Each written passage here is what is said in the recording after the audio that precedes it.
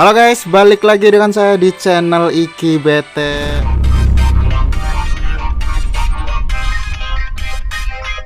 Oke bos ya, jadi kali ini saya mau bahas lagi soal game Era of Conquest. Untuk video kemarin itu kan cuma pengenalan saja ya. Jadi untuk kali ini saya bakal bahas lebih spesifik lagi. Tapi bakal saya bagi-bagi ya. Untuk kali ini saya hanya akan bahas soal komandan. Jadi bagaimana cara leveling sama soal skill hero-nya guys ya. Sebenarnya kalau kalian sudah download game ini, kalian tuh bisa lihat panduannya guys ya. Di sini tuh sebenarnya ada panduannya ya. Kalian bisa baca sebenarnya untuk sistem skill tuh bagaimana, terus cara leveling tuh bagaimana, sebenarnya sudah ada di sini guys ya. Walaupun game ini terbilang cukup rumit, tapi bagusnya developer tuh dia nyediakan panduannya sih guys ya. Bahkan untuk rekomendasi skill mana yang bagus untuk hero itu sudah disediakan di dalam game ini guys ya.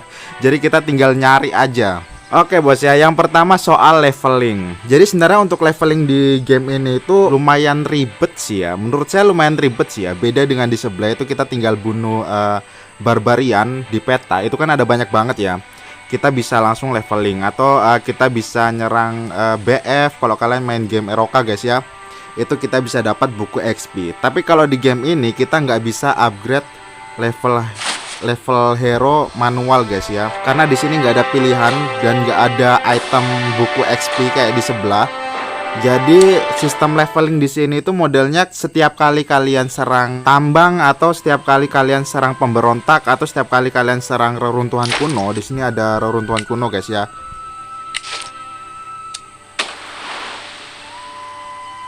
Nah yang ini guys ya, kalian bakal dapat XP. Untuk banyaknya XP yang didapat itu sebenarnya tergantung dari level ini guys ya, pemberontak atau level tambang yang kalian hajar. Semakin tinggi levelnya, XP yang kalian dapat tuh semakin banyak guys ya. Selain dari nyerang tambang sama reruntuhan kuno, kita juga bisa nyerang pemberontak guys ya. Cuma sayangnya untuk saat ini di peta itu sudah nggak ada pemberontak barbarian guys ya.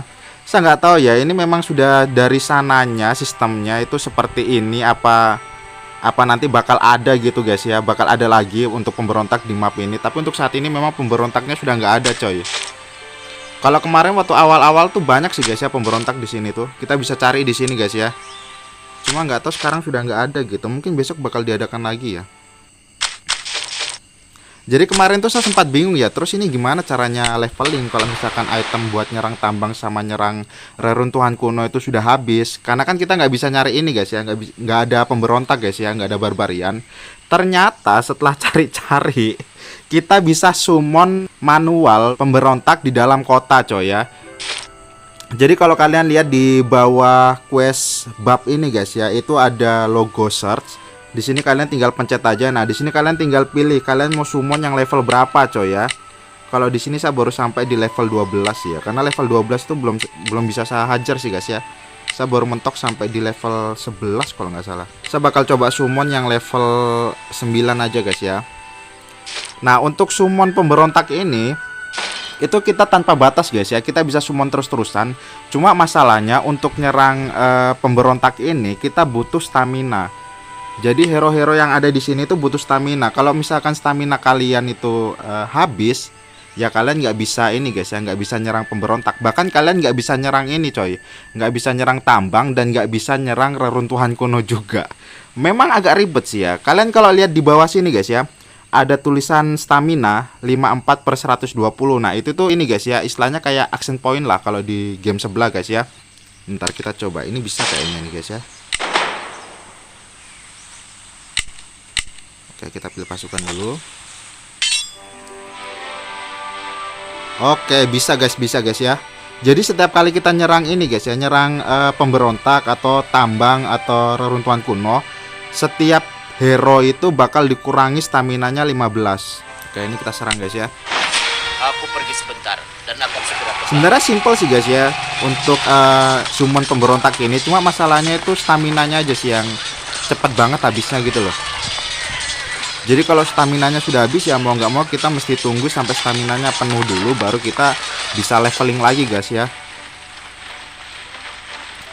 Walaupun sebenarnya menurut saya untuk XP yang paling banyak didapat itu dari ini sih guys ya, dari nyerang tambang sama ini sih, nyerang reruntuhan kuno. Kalau untuk pemberontak itu sebenarnya nggak terlalu banyak sih ya.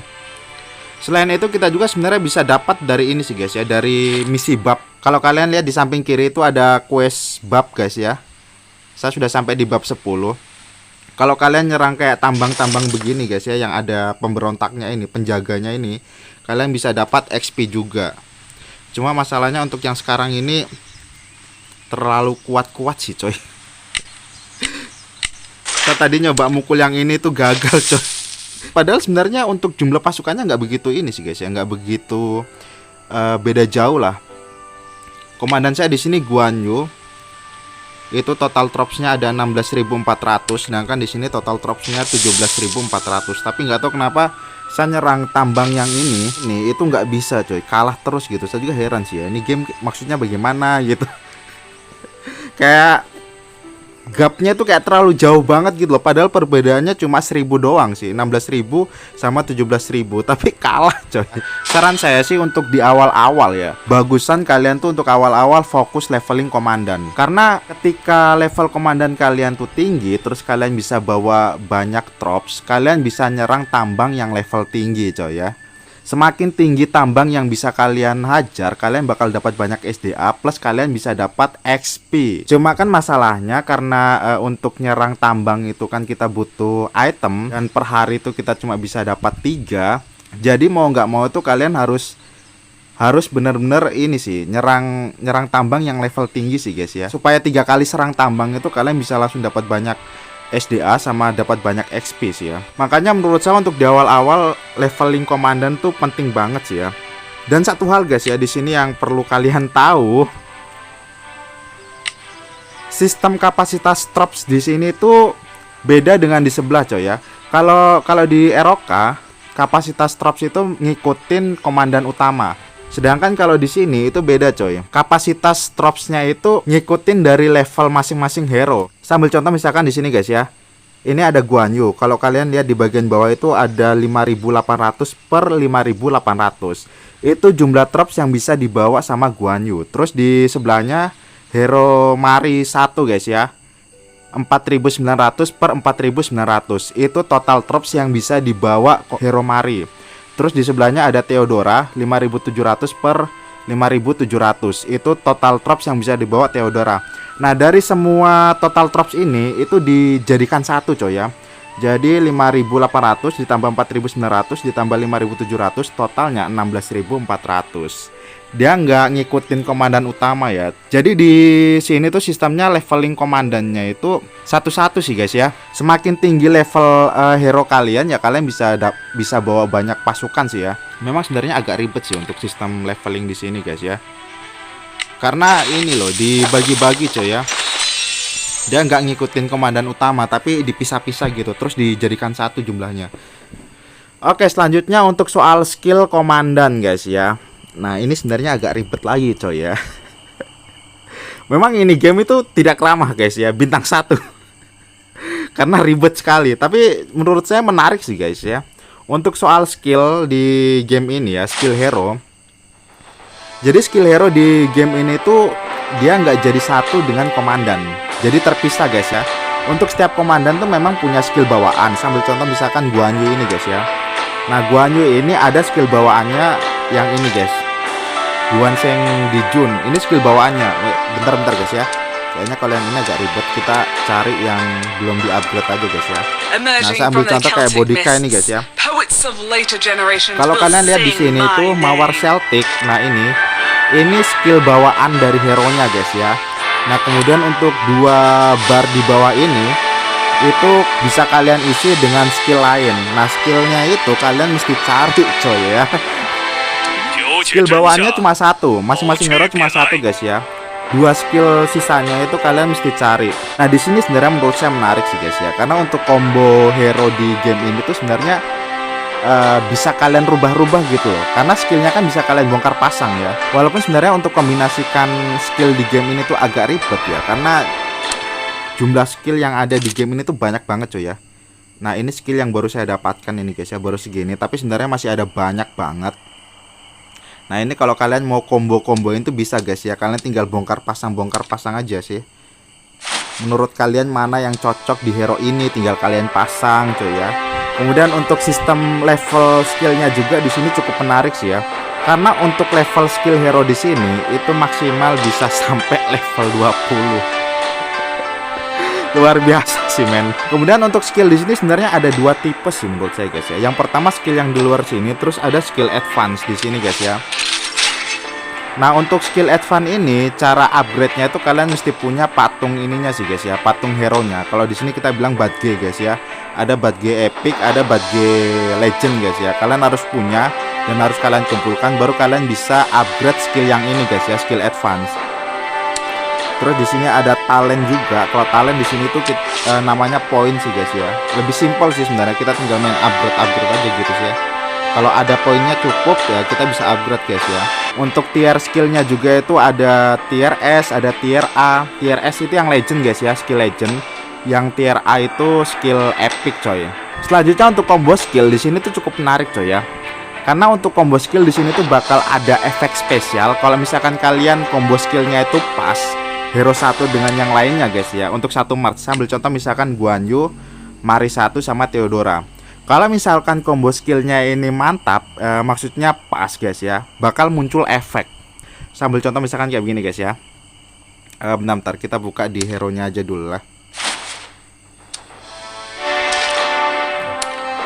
Nah di sini kalau kita lihat dari skill bawaannya Guan Yu, setelah melakukan persiapan satu ronde akan meluncurkan satu kali serangan fisik kepada dua orang grup pihak musuh. Tingkat damage 226,2%. Level selanjutnya naik jadi 243,6%.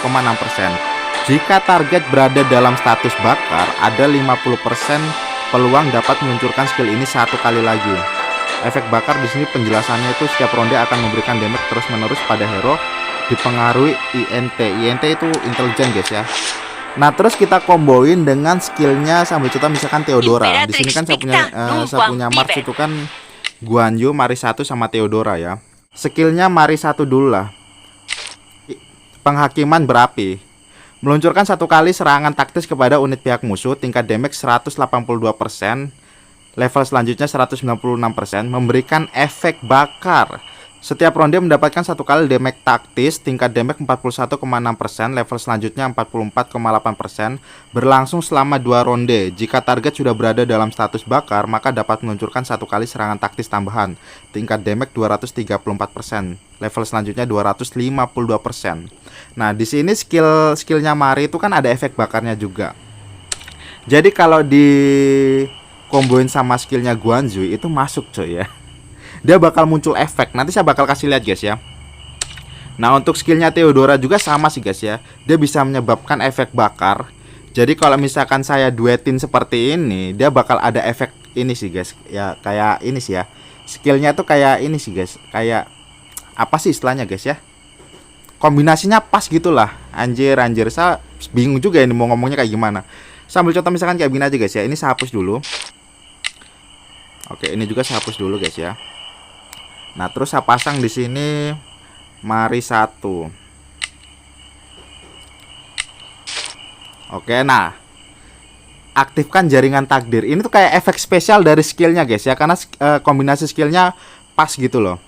Percikan api, efek bersamaan di ronde ke-1 saat panglima pihak musuh bergerak memberikan status bakar kepadanya. Tingkat damage 64%, berlangsung selama 2 putaran. Jika sudah dalam status bakar, ada peluang 50% dilucuti selama 1 ronde. Nah skillnya masuk kan guys ya. Bakal ada penjelasannya seperti itu. Kemudian saya bakal tambah lagi dengan Theodora yang punya skill bakar juga guys ya. Anjay ini skill bakar-bakaran sih ya. Nah bakal muncul efek lagi coy ya. Efek dari 3 skill dari komandan ini guys ya. Sorry maksudnya hero guys ya. Aduh saya ingatnya game sebelah terus ya. Efek bersamaan, setiap ronde unit acak pihak pemain memiliki 35% peluang untuk memberikan damage kepada unit pihak musuh. Tingkat damage 138%, dipengaruhi oleh atribut strength atau intelijen tertinggi. Nah efek ini guys ya, efek-efek skill ini yang menurut saya kayak mantap sekali sih coy ya. Jadi efek ini tuh sebenarnya bukan cuma ini sih guys ya, bukan cuma dipengaruhi dari skill bawaan hero-nya ya. Jadi kan skill bawaan hero kan 1. Nah terus kan ada skill yang bisa kita dapatkan yang terus kita bisa taruh di hero tersebut guys ya. Nah di skill-skill yang bisa kita dapatkan itu guys ya, itu ada efek bakarnya juga gitu loh. Jadi kalian bisa kombinasikan dengan ini sih guys ya, hero-hero yang lain gitu loh. Memang agak ribet banget sih guys ya sebenarnya penjelasannya. Saya nggak tahu ya ini kalian paham apa enggak dengan penjelasan saya. Yang pasti seperti ini sih guys ya. Ketika kombinasi skill hero kalian di game ini tuh pas, dia bakal munculkan efek spesial. Simpelnya seperti itu coy ya. Sebenarnya jujur untuk kita ngombinasikan skill di game ini tuh untuk setiap hero guys ya, itu agak ribet. Karena di sini skillnya itu banyak sekali dan penjelasannya itu lumayan ini sih guys ya. Lumayan bikin otak sakit sih coy ya. Cuma mungkin karena kita belum terbiasa aja sih ya. Mungkin lama-lama bakal terbiasa. Nah, sebenarnya untuk menghindari hal-hal tersebut di game ini tuh sebenarnya sudah dipermudah. Jadi kalian tuh bisa ngikutin rekomendasi dari sistem coy. Sambil contoh, misalkan kalian pertama kali main game ini kan masih belum paham ya untuk kombinasi skillnya itu kayak bagaimana. Itu kalian nggak perlu khawatir karena kalian di sini bisa lihat rekomendasi skill yang disarankan oleh sistem. Bahkan bukan cuma rekomendasi skill guys ya, sampai rekomendasi hero, kombinasi hero juga itu sudah disediakan sama game ini coy. Sambil contoh misalkan untuk hero Ragnar guys ya, kalian tinggal pencet aja di bagian skill bawaannya ini guys ya. Nah, terus kalian lihat di panduan hero ini. Nah, di sini ada rekomendasi skill. Daripada kalian bingung cari skill yang cocok dengan hero ini tuh apa, terus kombinasi dengan hero yang lain tuh hero apa aja gitu ya. Lebih baik kalian ikut rekomendasi sistem aja ya. Soalnya rekomendasi sistem tuh menurut saya sudah bagus juga sih ya. Nah, di sini juga ada rekomendasi kombinasi hero guys ya. Kalian tinggal pasang-pasangkan aja sih ya. Kalau misalkan ribet coy ya. Karena untuk menentukan kombinasi skill sama kombinasi hero itu kayaknya bakal ini sih guys ya, cukup mutar otak sih ya, bikin otak panas juga ya. Jadi kita lebih baik ikut rekomendasi skill aja. Kalau misalkan kalian memang sudah betul-betul paham dengan game ini, nah baru kalian bisa nyoba-nyoba kombinasi skill sama kombinasi hero sesuka hati kalian gitu loh. Tapi kalau untuk awal-awal cukup ikuti rekomendasi sistem aja, itu sudah bagus coy ya. Oke bosnya, kalau gitu video sampai sini saja. Semoga kalian sempat terhibur. Sampai ketemu di next video.